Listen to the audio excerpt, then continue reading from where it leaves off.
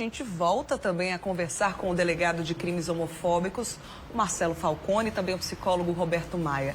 Direitos da população LGBTQIAP+, e como combater o preconceito. O assunto de hoje, tá? Você deve encaminhar perguntas, trazer relatos pra gente, através do WhatsApp do Mulher de Mais, o 991050400. No bloco anterior, a gente falou, inclusive, né, Roberto, você falou que recebe alguns pacientes no consultório, pessoas que estão descobrindo essa identidade, a orientação sexual. Queria que você falasse mais um pouco sobre isso, né? Sobre essa descoberta, sobre essa autoaceitação, se é assim que funciona, compartilhamento com a família, com os amigos. Como é que tudo isso funciona na prática? Então, é muito comum a gente receber, principalmente adolescentes no consultório, dialogando sobre sua sexualidade, né?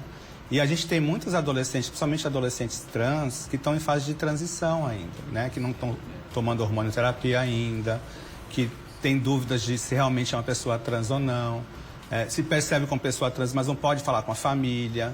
Então, a gente acolhe essas pessoas. Hoje, eu atendo, inclusive, crianças que são crianças trans, que desde cedo têm uma versão com sexo biológico. Né? E a mãe, às vezes, traz essa criança para a gente acolher essa criança com a identidade de gênero como ela se percebe. Então, a gente também tem que acolher essas pessoas que estão ali no início da puberdade, por exemplo, e que tem uma questão da transexualidade e precisa falar para alguém. Sim. Né? E se ninguém tem essa escuta, né, a gente, enquanto psicólogo, a gente tem que afirmar essa identidade de gênero que ela está falando pra gente, né? Sim. O nosso papel é acolher essa identidade de gênero. E aí a gente dialoga com a família também, para que essa família possa, de alguma forma, também acolher, porque às vezes essa família não acolhe. Né? E aí eu chamo o pai e a mãe, se for adolescente, para dialogar sobre essa identidade de gênero. E aí tem uma relação diferente a partir desse diálogo familiar também. Precisa ser um acompanhamento não somente dessa pessoa que está se descobrindo, se reconhecendo dentro da população LGBTQIAP+, mas também da família. É um caminho em conjunto, exatamente. Né, Roberto? E a pessoa fala às vezes, né? O jovem fala, eu queria que a minha mãe viesse aqui para escutar um pouco você.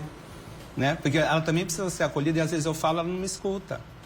E aí a gente dialoga junto com essa família. E aí quando essa família começa a perceber que realmente ela tem que acolher e não excluir, né, esse filho ou essa filha, e aí muda o comportamento dentro de casa. Entendi.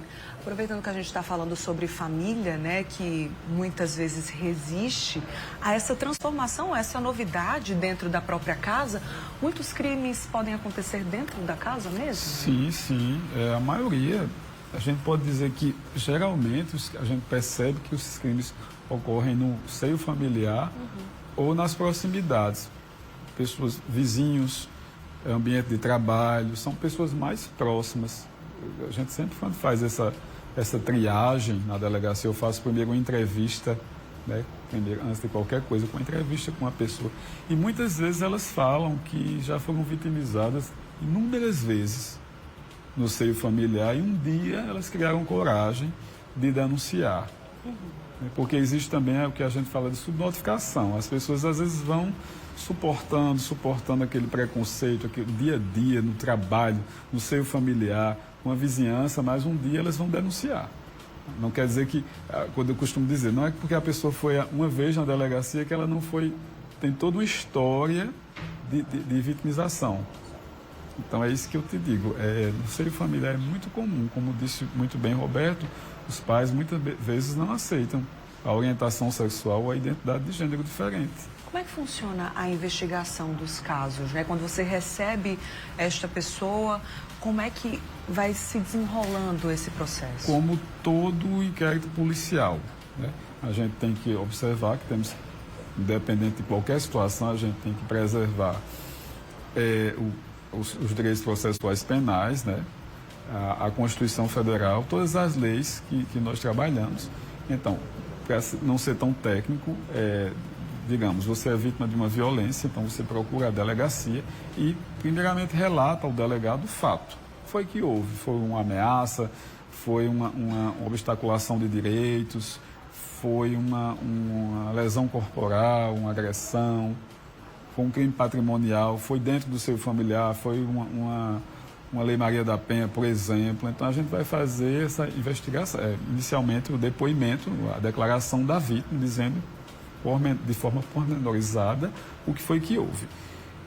E quem foi a pessoa responsável ou as pessoas responsáveis pelo fato, pelo ato delituoso. Então, nós vamos tentar obter provas. Certo. Né? Podem ser provas, as provas podem ser testemunhais, técnicas, documentais. São técnicas, um áudio, um vídeo. A gente sempre pede que, se for possível, que alguém registre isso. Porque para nós é importante, os operadores de direito é muito importante você ter provas. Eu não posso indiciar uma pessoa sem provas. Né? Isso aí está previsto no nosso Código Processual Penal, nossa Constituição. Ninguém pode ser levado a um indiciamento sem provas. Então, as provas são testemunhais, são técnicas, são documentais. Com isso, a gente vai, por fim, ouvir o acusado ou acusada.